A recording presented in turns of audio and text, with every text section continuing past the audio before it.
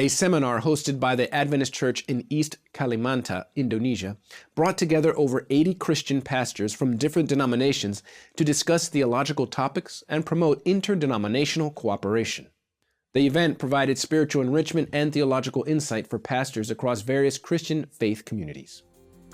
The event fostered open dialogue, helping to build connections and address misconceptions about the Seventh-day Adventist Church.